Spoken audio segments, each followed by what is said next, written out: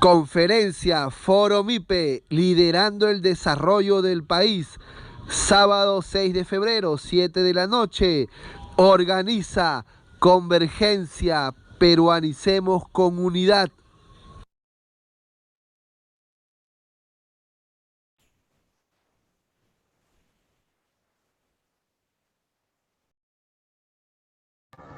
Gracias, señor director, por la publicidad. Continuamos esta conferencia con la presencia de Oscar Lira. Oscar Lira, buenas noches. Buenas noches, Camilo. He escuchado muy atentamente las dos exposiciones anteriores, lo que me va a permitir hacer algunas precisiones. Los empresarios MIPE, como yo les llamo, desde el año 2008, tienen una función, tienen 4 responsabilidades o 4 funciones especiales a mi modo de ver. La primera, da la tranquilidad social. ¿Por qué fomentan el empleo? 2, tienen una innovación constante. Entre ellos compiten, ofertan productos de calidad, es reconocido en el mercado exterior todos sus productos. Por ejemplo, los polos Lacoste son hechos acá en el Perú, ¿verdad? Tercero, cobertura del mercado. Hacen el esfuerzo por coberturar la demanda interna de productos de manufactura y también de la alimentación familiar a través de la MIPE rural. Y la cuarta es responsable del crecimiento financiero. Las MIPES tienen un poder de crédito enorme. Es por esa razón de que el Estado o los gobiernos no querían o no quieren de que se cree un banco de la micro y pequeña empresa, como nosotros lo del Frente Nacional lo propusimos en el año 2007, 2008, si no me equivoco. Entonces, esas 4 funciones especiales, ¿no?, de los empresarios MIPE hacen que los gobiernos le tomen singular importancia. Cuando se dio la ley 28015, la micro y pequeña empresa prácticamente casi no lo utilizó, o lo utilizó a medias, o solamente cuando le correspondía. Pero quien sí lo analizó, lo investigó, le volteó todas las páginas a y por haber, fueron los gremios de la gran empresa. La CONFIEP, la Sociedad Nacional Industria, la Cámara de Comercio, AEX, inclusive hacían análisis de esa ley. Caso de que en una conversación con nuestro amigo de la CGTP y también de nuestro amigo Bazán de la CUT, también les dijimos, ¿por qué no analizan esta ley y por qué no la promueven a la micro y pequeña empresa para que lo utilicen, para que se inserten en esta ley? Porque esta ley era buena, es buena, como dije en el año 2008, es buena al empresario MIPE, pero no es tan buena para el trabajador MIPE, porque tiene esta ley, ¿no?, como estaba dirigida a la MIPE que trabajaba con familiares, ¿no? Eran para los trabajadores familiares no remunerados en ese tiempo, ¿verdad? Entonces, fue todo un análisis, un conversatorio entre la micro y pequeña empresa para formalizar a la gran mayoría, y todavía se hizo una iniciativa de los bonos MIPE y los bonos gremios. Los bonos MIPE, ¿no?, facilitó la formalización en ese periodo de más de 35.000 empresas. Y los bonos gremios sí tuvieron un problema, porque atomizaron a los gremios. Porque antes los gremios, no había gremios de menos de 50 o 100 participantes. Con los bonos gremios, esos 100 se convirtieron en 10 mini gremios, porque así decía la ley. Los gremios MIPE eran suficientes con 10 socios. Entonces, hoy en día vemos cantidad de gremios MIPE, cada uno, ¿no?, jalando a su molino, ¿no?, lo que le corresponde, por ejemplo, ¿no?, la compra del Estado, por ejemplo. Entonces, esos temas, ¿no?, de que se atomizaron los gremios empresariales, ¿no?, y que cada líder, ¿no?, de cada gremio, o sea, que tenía ya sus propios intereses de ese gremio. Casi siempre los líderes de los gremios son presidentes, ¿no?, y la presidencia los agarran de por vida. Y todavía cuando hablan de democracia, ¿cierto? Entonces, cuando se forma el Foro MIPE, fue esa, no, el principal actividad que nosotros hicimos. Vamos a consensuar, a conversar, a decidir, a hacer consensos entre los gremios de la micro y pequeña empresa. Entonces, casi similar fue también cuando se hizo el Frente Nacional de Gremios de la micro y pequeña empresa. También igualito, ¿no?, con 100, 200, 300 asociaciones de micro y pequeña empresa que sostuvieron toda una conversación en CONAC. 3 días, se formó el frente en más de un mes, 2 meses, pero de ahí comenzó, ¿no?, también su propia historia. Entonces, hay mucho que hablar sobre las MIPES, ya sea como empresa MIPE, o como autoempleado MIPE, o como emergente MIPE, o como independiente, porque esas características hacen más problemático nuestro parque productivo, porque cada uno de ellos, ¿no?, produce algo. Algunos producen bienes y servicios, otros producen comercio, otros están dentro de lo que es el comercio ambulatorio, ¿no? Entonces, pero cada uno de ellos, ya lo dijo Marco, cada uno de ellos sobrevive, porque simplemente no hay trabajo. O sea que hay trabajo, pero no hay trabajo permanente. Hay solamente un empleo, un trabajo momentáneo, de 2, 3 meses, de 4 meses, que por la razón que hoy en día, ¿no?, hay muchos jóvenes de 30, de 25 años en la calle buscando trabajo o en las redes haciendo trabajo muchas veces precario y muchas veces sin horario. Entonces, el tema acá es bien delicado. ¿Cómo hacer de que estas empresas MIPE se desarrollen a través de una asociación?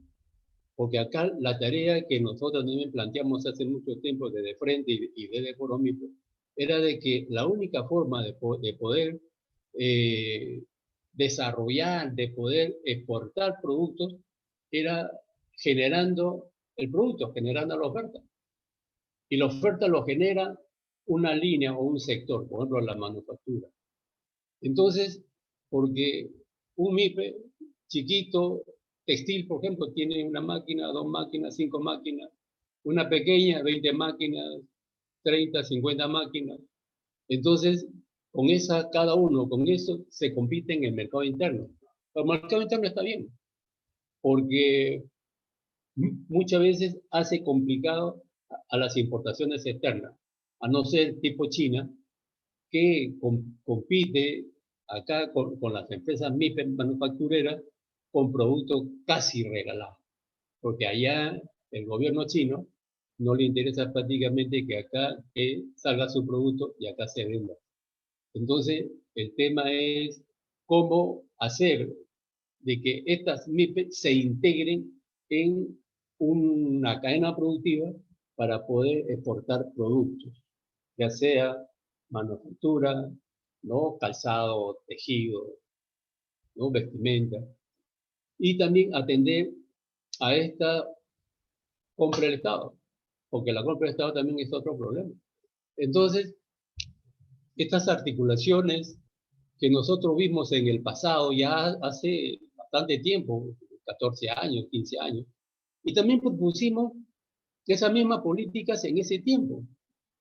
Por ejemplo, una de las políticas que nosotros desarrollamos fue ¿por qué si somos el 99.6% las micro y pequeñas empresas del parque productivo nacional, ¿por qué no tiene un ministerio?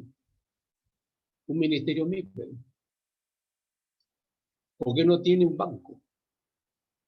¿Y por qué en cada embajada no hay un agregado comercial, pero que trabaje para las micros y pequeñas empresas?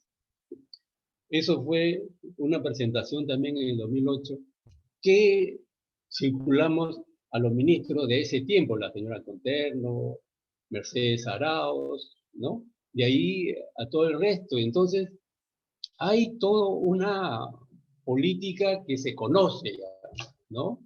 Lo que pasa es que no la quieren implementar. Lo que pasa es que la gran empresa no quiere la competencia con la micro y pequeña empresa.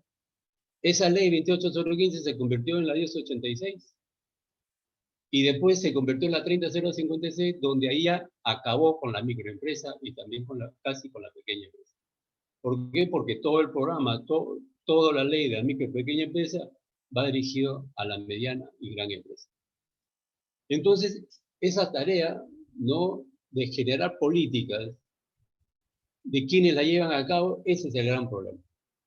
Cómo gestionar una ley y cómo hacer que el grueso de la población entienda de que necesitamos gente nueva, gente con capacidad de gestionar una política para el peruano.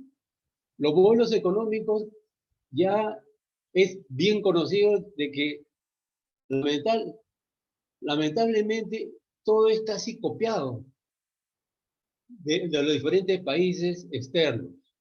Una constitución copiada, lo que trae como consecuencia que no se aplica o se aplica mal. ¿Por qué? Porque se tiende cosas diferentes. Economía social de mercado, que funciona en Alemania. ¿Desde qué año? Del año 1948. ¿Verdad? Entonces, allá funciona, pero acá no funciona. Entonces, habríamos que ver por qué no funciona acá. O por qué se distorsiona la economía social del mercado acá y no allá. Es que allá son alemanes, pues. Y allá la política lo lleva una alemana para los alemanes. No les importa, a ellos no les importa la política externa. Más bien, protegen su país con su política el comercio externo. Hasta cierto punto le ponen ciertas trabas al comercio externo. Y también a la inversión. Cuando un país va a invertir a Alemania pone su regla. Francia pone su regla. Aquí quien pone la regla es el inversor extranjero. Por esa razón que en la Constitución hicieron el famoso contrato ley. ¿Verdad? Entonces, en ninguna parte del mundo tiene eso, pero acá sí. Entonces, inclusive le da derecho legal. Entonces, es por esa razón de que nosotros, lo de Runa, lo del equipo de gobierno, planteamos eso. El cambio de esa Constitución, que no nos ha llevado al desarrollo país. Nos ha llevado a que el país, más bien, se libere de la materia prima, pero sin tener ningún beneficio de ello. Entonces, muchas veces uno se pregunta, ¿para qué necesitamos tanta riqueza si no nos vamos a beneficiar de ello? También se habló de las empresas mixtas. Aquí en el Perú ya ha habido empresas mixtas. Y hay empresas mixtas. El salud, por ejemplo, es un claro ejemplo de empresa mixta, donde está incluido en el directorio el representante de los trabajadores. En su directorio están metidos los representantes de la gran empresa. En su directorio están los representantes de gobierno. Entonces, cuando estamos hablando de directorio, estamos hablando dirección, gestión de esa salud. Que salud es una empresa. ¿Una empresa pública? No, es una empresa privada. ¿Dueños quiénes son? Son los jubilados. Entonces, hay Otra forma ahorita de empresa mixta, la asociación público-privada, que también lo dice la Constitución, ¿no es cierto? Esta asociación público-privada, ¿en qué nos ha beneficiado? Cuando el privado se acoge a ese modelo de inversión, le dice al Estado, oye, esto cuesta 100, pero usted me tiene que poner el 80% y yo el 20%, y el Estado el 20%. Encima, el Estado le pone el 80%, ellos el 20%, son dueños de lo que ponen el 20%. El Estado no tiene ninguna rentabilidad en ese proyecto. Entonces, tenerle miedo a las empresas públicas es cosa increíble. Aquí, en este país, es el único país que dice que en el Estado no puede tener empresas públicas. Chile tiene Codelco, Chile tiene las empresas eléctricas, Chile exporta capitales, acá es dueño los chilenos. Shougang, una empresa pública china, compró a una empresa pública peruana, Hierro Perú. Entonces, ¿qué? ¿La empresa pública china es mejor que la empresa pública peruana? ¿O es que los que gerencian esa empresa pública, cuando roban, ahí en China los matan? Acá, la empresa pública, acá, cuando un gerente o un directivo, un director roba, acá se le premia. Entonces, el tema es ese, el tema es gestión y el tema es personas, recursos humanos, porque las políticas están ahí.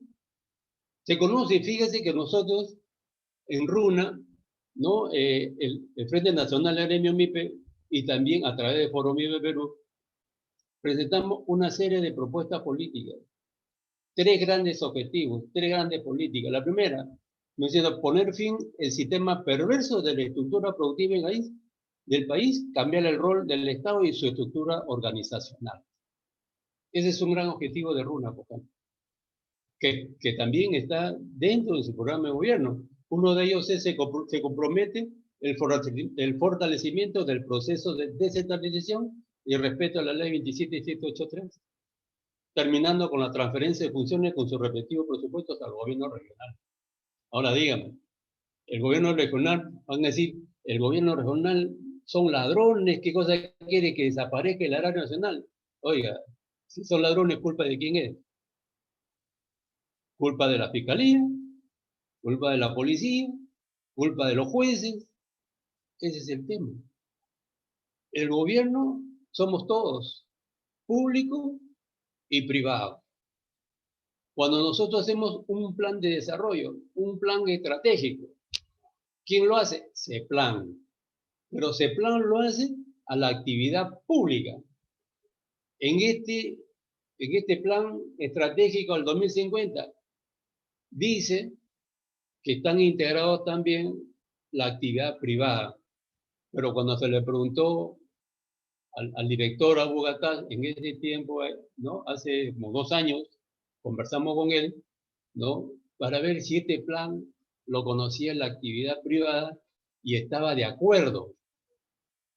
Porque los grandes países que han desarrollado, Corea del Sur, China, Japón en su momento, todos hicieron un plan, llámele estratégico, como ustedes quieran, pero hizo un plan de desarrollo con un objetivo, con un gran objetivo. Japón hizo con un gran objetivo, quería ser la primera potencia industrial en el mundo.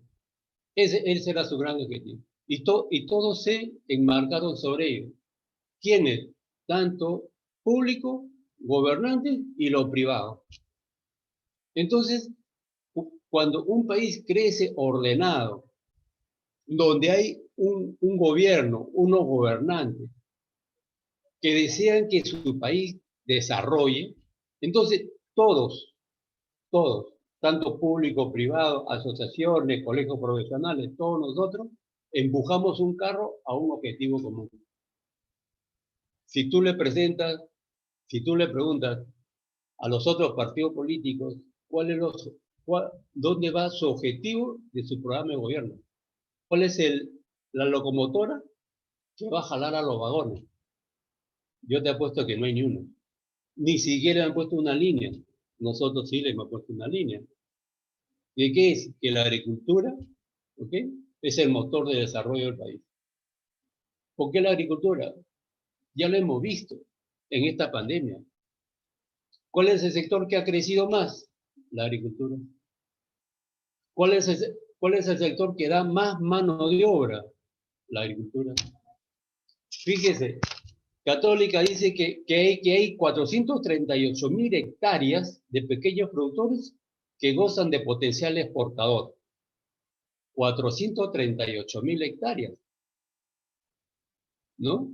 Entonces, esa es la potencia del mercado potencial que hay en la agricultura aquí en el Perú. El Perú es un pequeño laboratorio, amigo. Tenemos 9 pisos altitudinales. En cada uno de esos pisos altitudinales se produce un producto. Todos los productos en el mundo lo tiene el Perú. Dime uno que no lo tenga. China vino acá por 5.000 toneladas de maca hace como 5 años, 6 años. Porque China compraba maca y se lo llevaba. Vino acá, compró 5.000 toneladas y hasta ahorita no vuelve a comprar maca.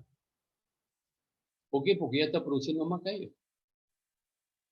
¿Por qué nosotros no industrializamos la maca cuando recién se descubrió la maca? Porque no hay peruanos. Porque no hay gobierno. Porque si esa economía asociada al mercado hubiese funcionado, entonces el gobierno hubiese tenido, ¿no?, las reglas claras para poder desarrollar productos. Porque ideas hay, políticas hay. Por ejemplo, ¿no?, una política MIPE dice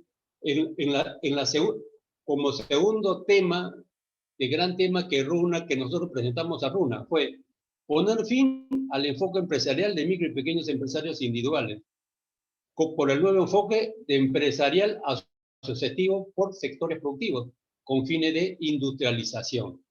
Proteger el mercado interno, abastecer al mercado externo con productos estandarizados y certificados, ordenando a las medianas empresas y grandes empresas, así como al ejecutivo, que no despidan a más trabajadores.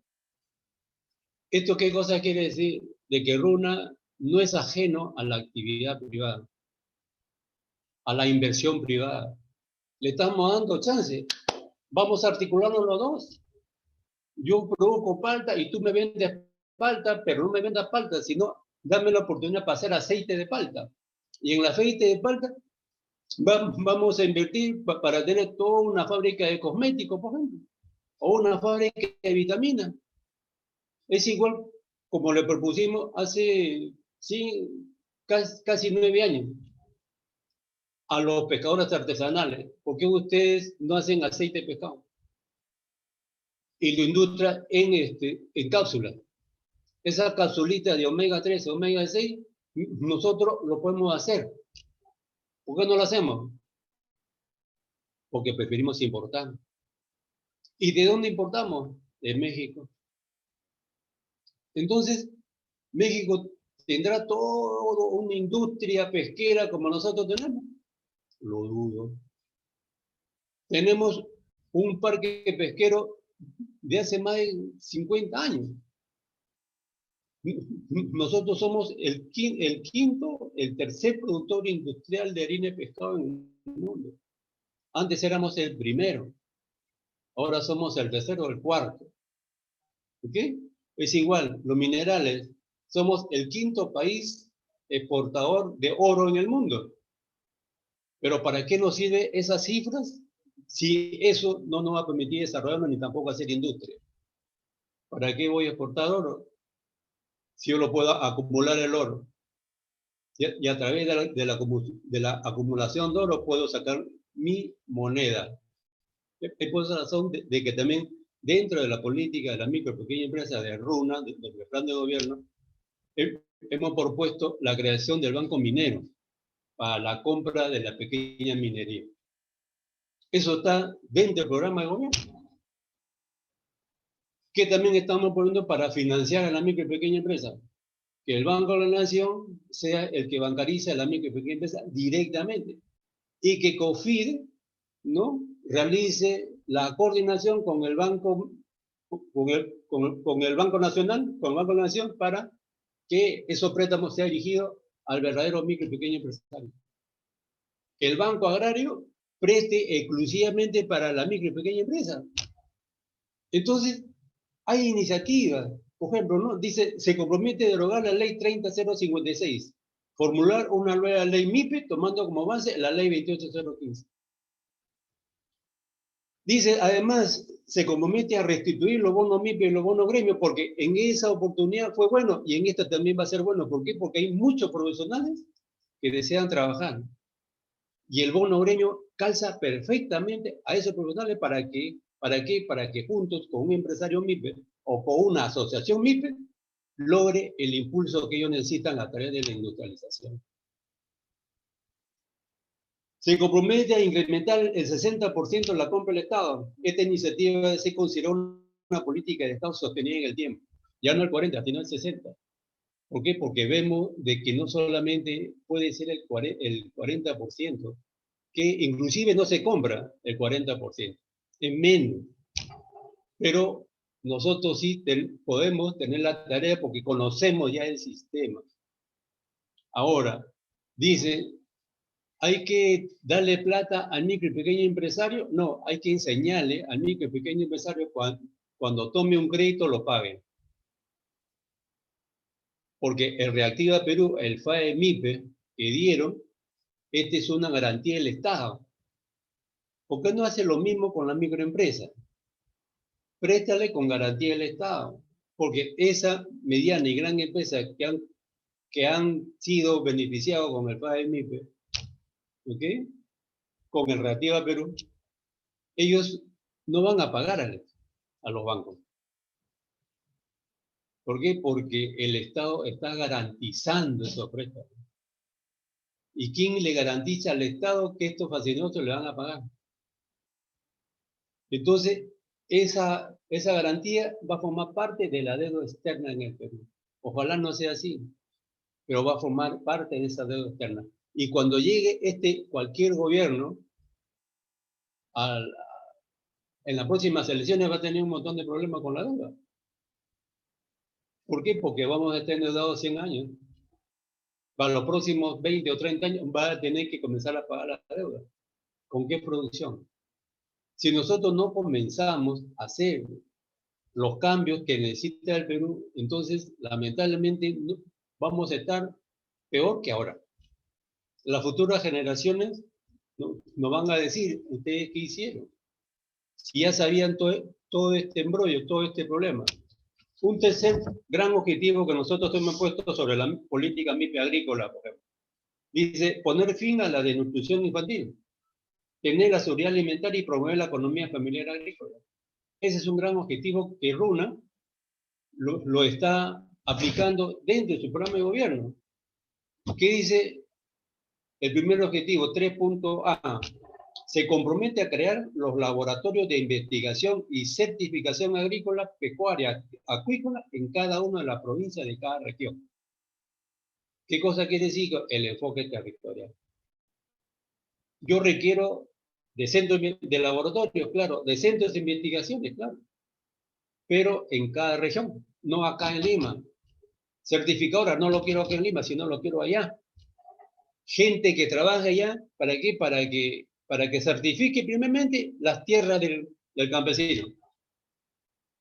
Para que estas 438.000 hectáreas potenciales exportador se lleve bien. ¿Para qué? Para que el Estado invierta, pero para que haya retribución, ¿no?, del productor hacia el Estado. ¿A través de qué? Solo el salario, IGB, que también estamos pidiendo nosotros como responsables MIPE agrícola, que haya semillas certificadas, por ejemplo. Laboratorios, semillas, fertilizantes. ¿Cómo es posible? Antes de la pandemia, un fertilizante de la urea costaba 75 soles el saco de 50 kilos. Hoy en día cuesta 85 soles. 30% de aumento. El fosfato diamónico estaba a 91 soles el saco de fosfato de amonio. Ahora está 110 soles. Entonces, la próxima campaña para estos productores agrícolas familiares, porque esto va a la economía familiar agrícola, lo que van a producir. Entonces, no van a producir bien, van a producir mal y va a comenzar a escasear y van a incrementar los precios como ahora están incrementando los precios en el mercado. Un kilo de arveja en metro estará 21 soles el kilo de arveja. Cuando en las chacras no le pagan ni un sol el kilo, ni un sol 50, ni 2 soles. Pero en metro está costando 21 soles. En el mercado hace 3 días, 13 soles el kilo de arveja. Entonces, el tema acá es cómo ordenamos todo eso, porque acá no podemos tener un libre mercado. Acá no hay libre mercado. Acá no hay modelo de libre mercado. Acá hay un libertinaje del mercado. Acá el que puede, puede, el que no puede, mira. Yo le llamé en el año 2008, ¿no? Cuando expuse este tema de la micro y pequeña empresa, la evaluación de la ley 1086 en el Congreso, ¿no? Yo dije dos cosas, ¿no? Uno, que estaba buscando al especialista que le había puesto micro y pequeña empresa a las empresas micro. Y dos, ¿no? De que el Estado, ¿no?, se olvida de todo el desarrollo de esta política y el modelo que está utilizando es un modelo sálvese quien pueda. Estamos hablando de 2008. El modelo actual se está manejando desde el año 92. En todo este tiempo no hay un modelo libre de mercado porque no existe, ¿no?, un modelo neoliberal. No existe. Existe liberal, sí. Libre comercio, sí. Las políticas hoy en día no se rigen por ideologías políticas ancestrales, históricas. No. Ahora se rigen por el comercio. El comercio, el capital, ese es los únicos fines. Y el empresario, como todo empresario, maximiza utilidades. Reduce costos y maximiza utilidades. Minimiza costos y incrementa utilidades. Al incrementar utilidades, reducir costos. ¿Y qué costos más reduce o minimiza? Es la mano de obra. Y lo que se cree es de que con los robots, con la entrada cibernética, va a tener, ¿no?, una mayor productividad. Oiga, ¿quién arregla los robots? ¿Quién programa a los robots? ¿Quién va a arreglar a los robots? El humano. Lo que pasa es que en otros países construyen un robot y el humano lo ponen en otra área donde sí necesita un humano. Entonces, aquí es al revés. Aquí tú promueves una máquina y votas al que hacía la gestión en esa máquina que lo está haciendo. Y cuando la máquina lo hace mal, ¿a quién le culpa? Al trabajador. Entonces, los conceptos neo, ya dejémoslo de lado. Por ejemplo, ¿no?, neoextractivismo. Oiga, ¿es neoextractivismo? Hace tiempo que el país es extractivista. Hasta tal punto que un presidente de la Sociedad Nacional Unión te dijo de que la agricultura era extractiva. Un poquito más y ya pues es lo máximo, ¿no? ¿Cómo va a ser extractiva la agricultura? La pesca sí podría ser extractiva. La minería es extractiva, pero la agricultura no. Hoy la pesca tampoco ya no es extractiva como antes. Hoy se tiene que sembrar alevinos para mejorar la potencia del pez. Siembras conchas, siembras caracoles, entonces siembras perlas. Entonces el sector pesquero acuícola ya no es lo de antes, ya es diferente. Pero el agrícola no. Inclusive el agrícola en nuestro país no es igual que en cualquier otro país. Dentro de las regiones, el maíz cusqueño, tú no puedes sembrar en cualquier parte del Perú. No sale igual. Entonces, la variación de clima, temperatura, tierra, agua, todo eso influye en la agricultura. Y eso nadie te lo dice. Fíjate, Minagri este año, el año 2020, ha tenido más de 3.000 millones de soles para hacer crecer la agricultura, dentro de la agricultura familiar agrícola. Hoy la agricultura familiar agrícola es la más pobre que hay y nos provee de todos los alimentos habidos y por haber acá. Por ejemplo, ¿no? Otra política que nosotros a través de RUNA se ha comprometido. Dice, se compromete que el crédito para la MIPE agrícola debe ser directo a los agricultores y no a intermediarios o facilitadores de compraventa mayoristas, bajo responsabilidad del otorgante agrobanco o Banco de la Nación. La tasa de interés no debe ser mayor a 1.5% anual. ¿Por qué 1.5% anual? Porque es seguridad alimentaria. El país no puede quedarse sin alimentos. Inclusive los productos de los productores agrícolas, el Estado es el que le debe comprar, mujer. ¿Por qué? Porque el mayorista no lo va a hacer. No le va a comprar a precios de costo de producción. La papa, hace como 3, 4 meses, ¿no? Estaban comprando a 10 o 15 o 20 centavos kilo. Cuando le debieron comprar a $1.12 el kilo. ¿Por qué? Por sus altos costos de producción. Entonces, aquí el tema, amigo Camilo, es de quién va a ser el programa. ¿Quiénes son los que van a ejecutar el programa de gobierno? ¿Quiénes son los que no tienen el interés ya creado, ¿no? Para desarrollar el país? ¿Lo va a hacer la Cámara de Comercio? ¿Lo va a hacer Confir? ¿Lo va a hacer la Sociedad Nacional de Industria? ¿Lo va a hacer ADEX? Oiga, cuando se firmó el primer TLC Perú-Estados Unidos, ¿quiénes aplaudieron? Todo el mundo aplaudió. ADEX, Gamarra también aplaudió la sociedad y todo. Se puso en marcha. A medio año, ADEX le dice a Perú, oiga, gobierno, deme incentivo para poder exportar. Entonces, ¿para qué se firmó el TLC? ¿Para pedir efectivo al Estado? Mire, nosotros proponemos, ¿qué te digo? ¿No? Una serie de políticas tanto empresariales como también políticas de salud y producción. ¿No? Nosotros presentamos que haya, por ejemplo, ¿no? Una empresa de contenedores, por ejemplo, para movilizar los contenedores nacionales. En el Callao se moviliza más de 19 millones de toneladas al año. Más de 19 millones de toneladas. Es